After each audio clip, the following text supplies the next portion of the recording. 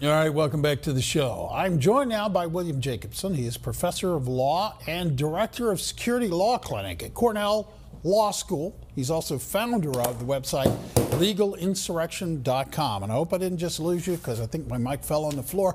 Bill, can you hear me okay? Good to see you. I'm still here. Oh, good. So am I, apparently.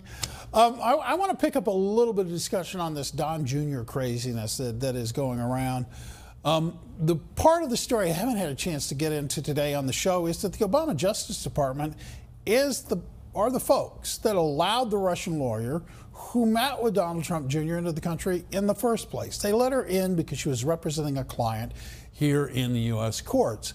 She was supposed to have left. She didn't leave. She overstayed her visa. She was here when she shouldn't have been. Everybody seems to have lost track of her. Nobody wants to claim it or acknowledge it or anything else. But there are people who, of course, will paint this into some kind of legal conspiracy theory. I'm just kind of curious. Was this a visa overstay, the likes of which we see on a disturbingly routine basis in this country? Do you think that's what was going on, or do we really need to wander off into some conspiracy theories here? Well, I don't think we need to go full conspiracy theory, but there's something very unusual about this whole thing. There's something that is very odd about this woman coming in on, I think they called it a visa amnesty or parole or something like that. A very special category that I think had to be approved at the higher or highest levels of the Department of Justice.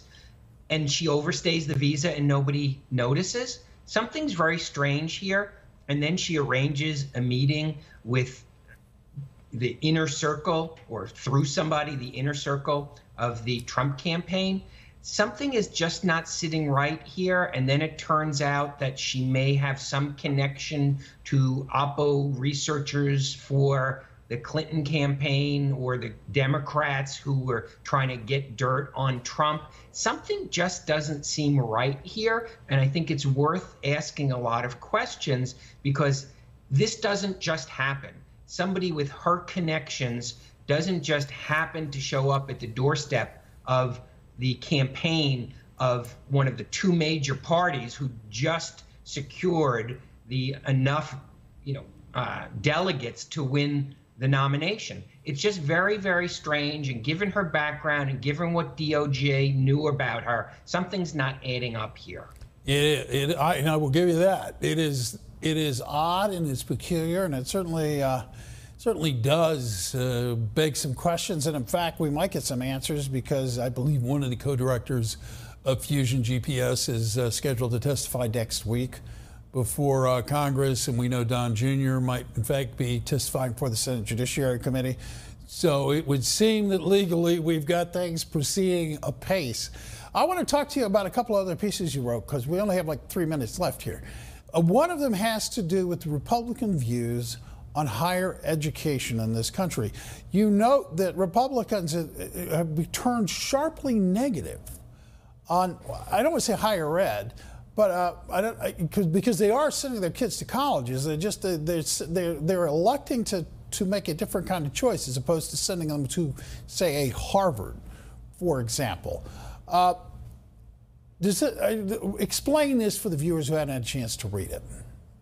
Sure. What has happened is there was a survey done and it's been done for multiple years, whether different groups of people, Democrats, Republicans, view college and universities as having a positive impact on society, which is a proxy for saying, is it good or is it bad? Not the education itself, but the impact it's having. Right. And in the last 2 years, the Republicans have dropped dramatically in how many view college and university as having a positive impact on society, which is completely understandable, because it's really been the last 2 to 3 years that there's been an intense focus on the craziness and the anti-free speech mania that's been going on college campuses. And it's having an impact on Republicans. And considering that Republicans control something like 2/3 of the legislatures, maybe it's more than that, close to 3/4 of the legislatures around the country,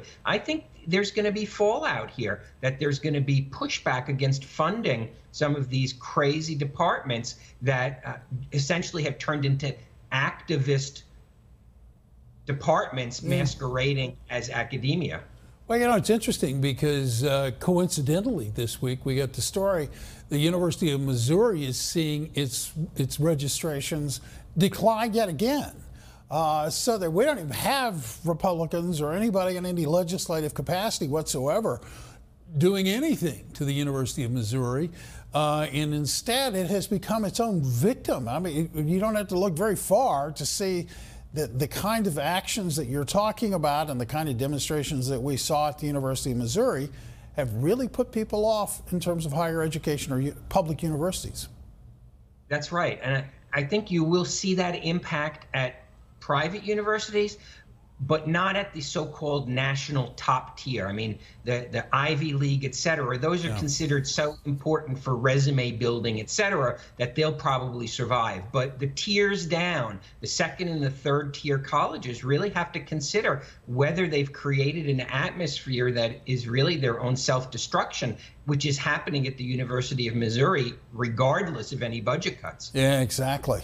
And with that, we're going to leave it on Go Big Red because Cornell will stay safe and sound. Thank you, Bill.